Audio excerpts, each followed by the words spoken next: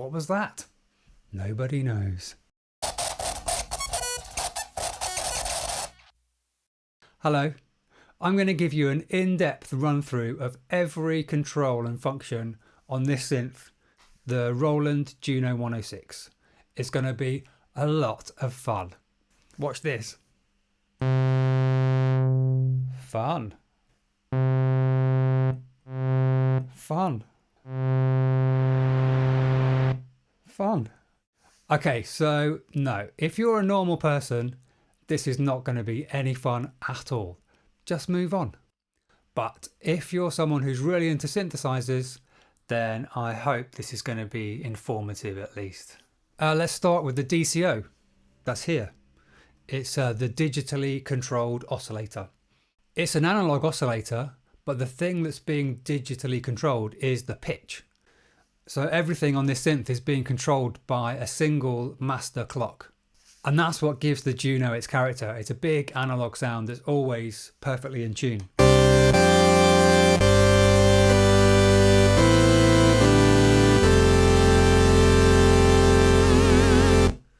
Okay, so here's the range of the DCO, which basically just means the octave. You've got 3 octaves to choose from. But listen to this. So I've got a sound here with saw and pulse and sub oscillator happening. So notice when I move the range, everything moves with it. So that's giving away some really important information about the Juno. It's really only got 1 oscillator per voice, and that's a pulse wave. And everything else, the saw wave and the sub oscillator, are generated from that pulse wave. So the saw generator takes the pulse wave and turns it into a saw, and the sub oscillator just takes that pulse wave and divides it by 2. So you get a note with half the frequency. And that's why the Juno sounds like it does. When you've got a few oscillators happening together, like here the pulse wave and the saw wave and the sub oscillator,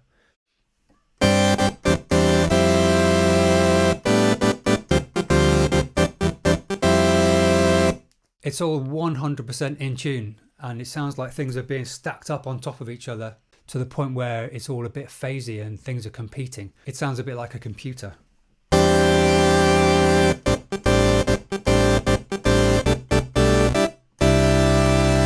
Okay, so here's the saw wave.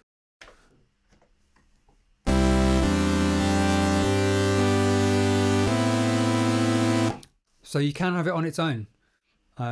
People make the mistake of always having all their oscillators on all the time. Stop doing that, okay? Just stop it.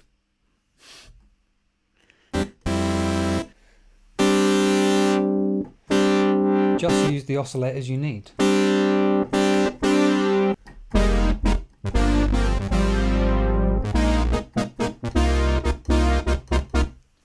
If you're playing a sound that's just using a single oscillator like a saw wave or a pulse wave, it's pretty much just going to sound like any other analog synth, except you'll know that it's always 100% in tune.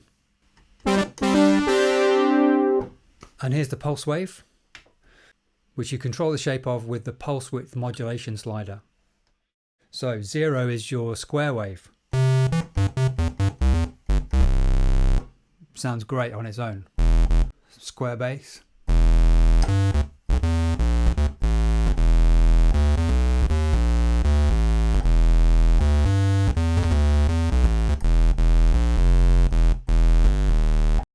Square keys.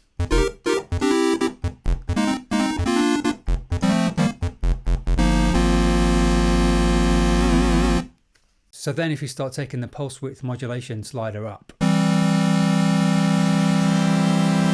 I reckon about there, which is about 3.5, you start to hear what sounds like you're adding an extra octave to the sound, the octave above, which is pretty cool.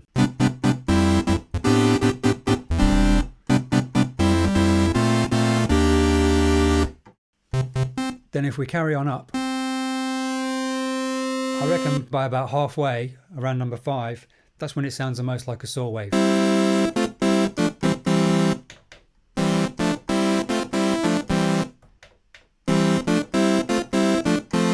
And then from there, it starts to get thinner and thinner. like all the bottom end's being sucked out of it.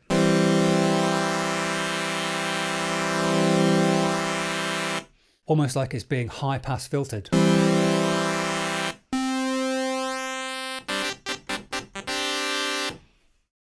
So far we've just been changing the pulse width manually, but if you switch this button here from manual to LFO, then we can get the LFO to modulate the pulse width.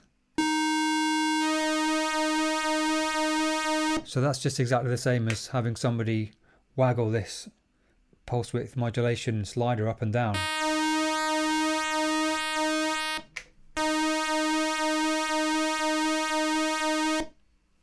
Okay, so here's the LFO over here, the low frequency oscillator.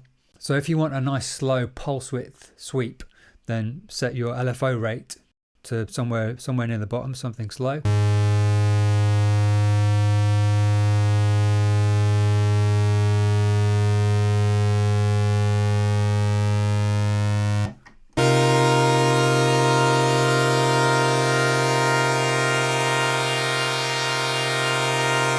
If you want more of a kind of vibrato type sound, then set it somewhere in the middle. But be a bit careful with this. It can sound quite dirty. If it sounds like that, bring your pulse width modulation down a bit.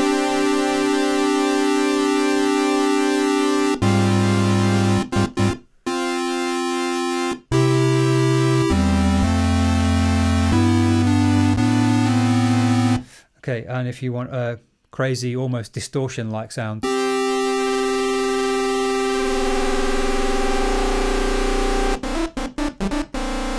really fast LFO. It's cool if you have just a little bit of it though.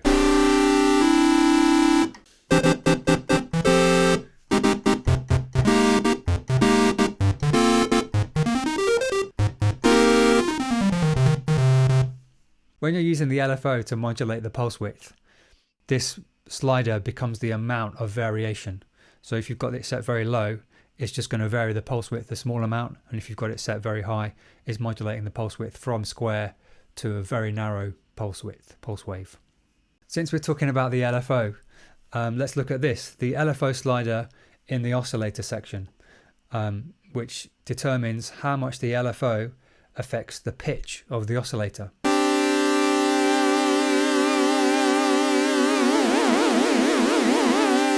So this gives you vibrato.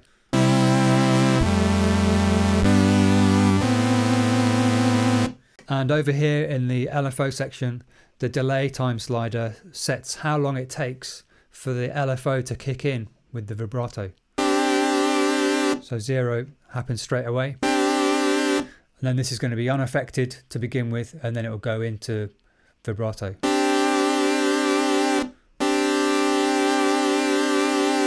Yeah, it's like that effect that singers use where they'll hit a note and then they'll bring the vibrato in later. I'll demonstrate. Do, da, do, da, ah, ooh, ah, ah, ah, ah, do. I'll demonstrate. Ah, ah, not like that. Do, do. Beautiful. Yeah. And if I want loads of vibrato.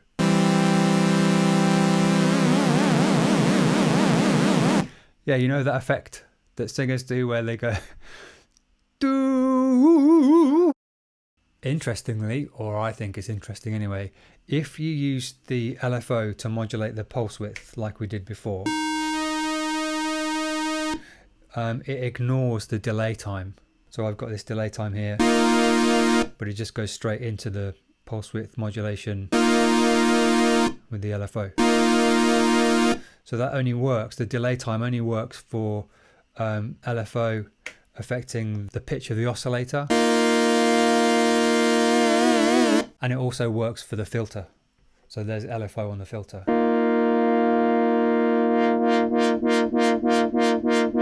So the delay time is ignored if you're modulating the pulse width with the LFO, which I guess makes sense because usually modulating the pulse width with the LFO is heard as part of the tone of the sound rather than a vibrato kind of effect.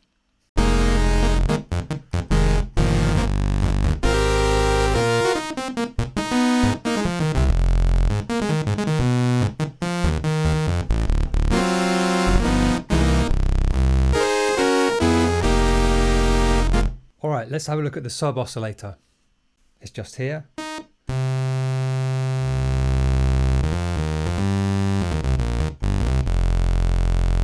The sound of the sub oscillator on the Juno is generated by just taking the main DCO sound, the main oscillator, and cutting the frequency in half, dividing it by 2. So again, it's always 100% in tune, which gives the Juno its distinctive character. I reckon we nearly always want to hear the sub oscillator as the fundamental pitch of whatever we're playing. The fundamental, like the main note, rather than having your main oscillator being the main sound and then the sub oscillator being a little bit of noise underneath.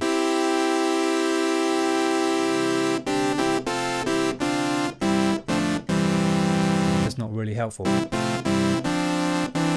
I reckon you're going to need the sub oscillator on at least 5.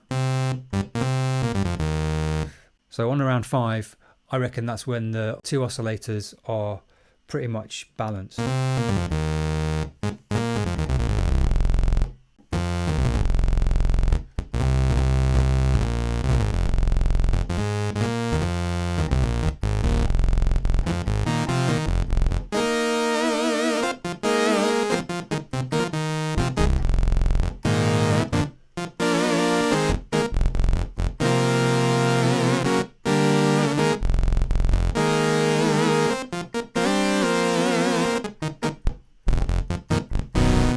And then if you carry on pushing the sub oscillator level up, we stop hearing that octave type sound and we start hearing the main oscillator just as harmonics, the upper harmonics of the sub oscillator's main sound.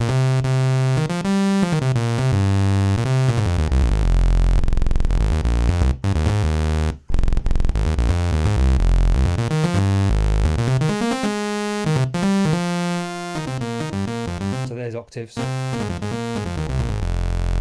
there's not octaves anymore,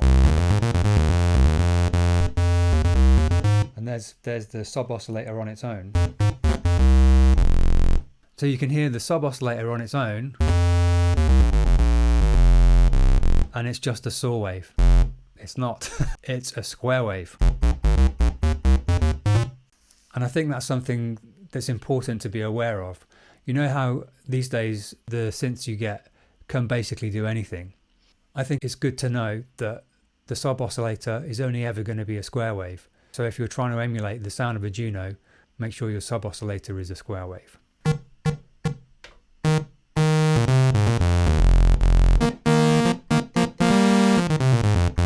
So there it is with the main tone being the saw, and here it is with the main tone being saw and, let's say, square.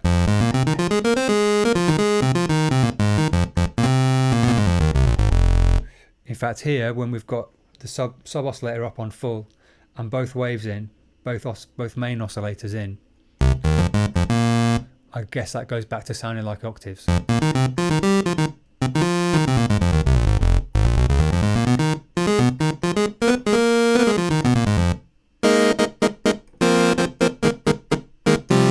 Here's the noise oscillator. So you can use that to make the sound of wind.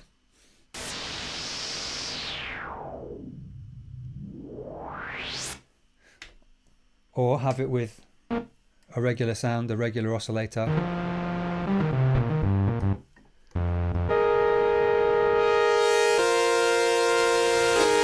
Just for an extra bit of top end complexity.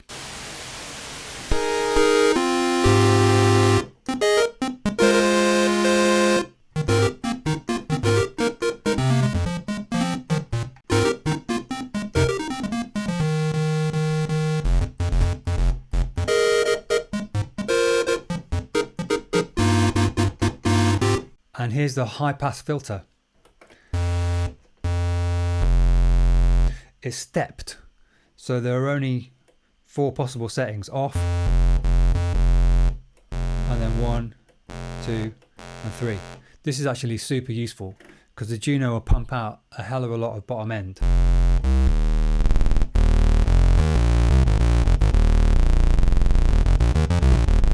So it's useful to be able to back off that bottom end.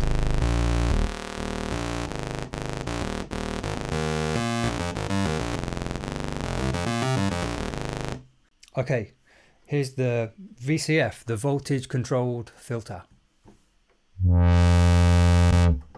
And here's your main control, which is the frequency, the cutoff frequency of the filter.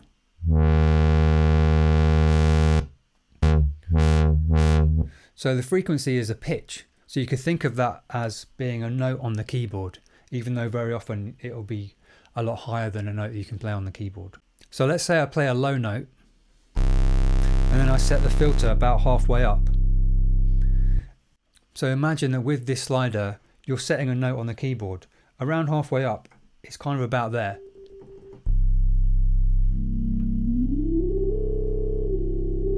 There it is.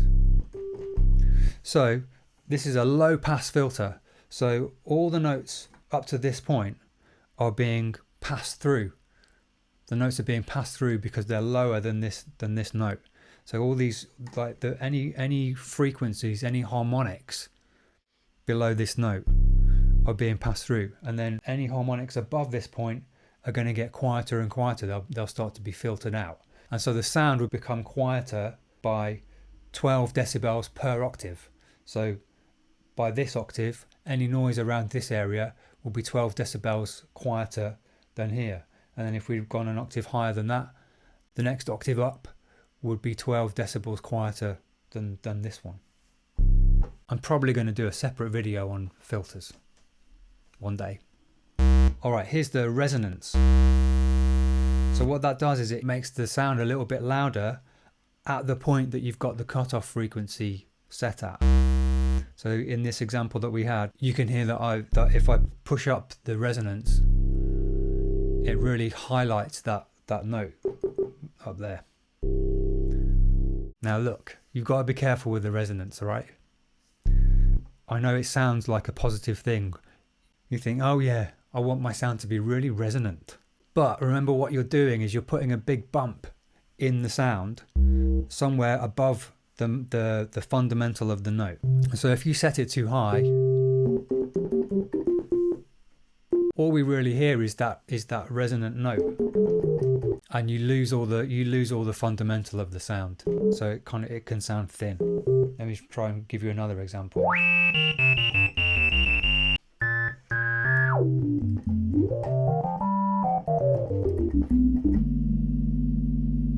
Yeah, you've just got to be a bit careful with it.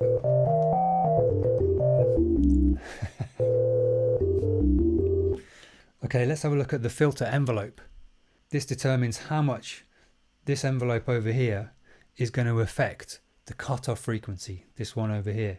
It's a bit like having someone holding this frequency slider and saying, when you hit a note, I'm going to go from bottom to top, then I'm going to come down to the sustain level, and when you take your finger off, I'm going to go back down to 0. So that's what this envelope will do. Yeah, so you can hear that the filter is following the shape of the envelope. So you have to use these two sliders in tandem with each other. There's no point having your cutoff frequency up to maximum and then messing about with this setting, because it's not going to do anything.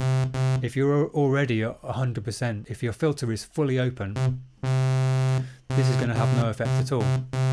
So maybe start with your cutoff frequency down at 0, and then get your envelope to do the work. Even if you want a nice bright sound, hearing that filter open at the beginning of the sound is a cool thing.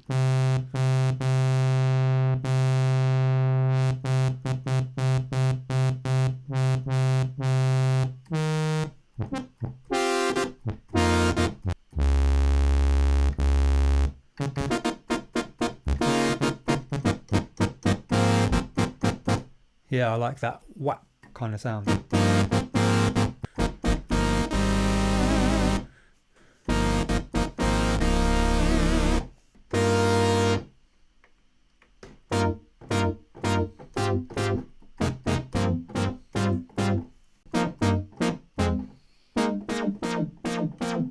Yeah, again, so be careful with the resonance. Don't really like that kind of meow.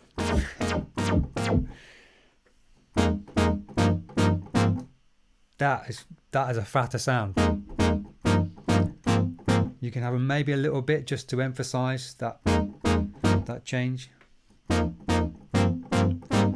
not up there. Nasty. What are you, a cat? Okay, and next along is the LFO. So here you're setting how much this LFO is going to affect this cutoff frequency. Yeah, so it's exactly like having somebody waggling that slider up and down.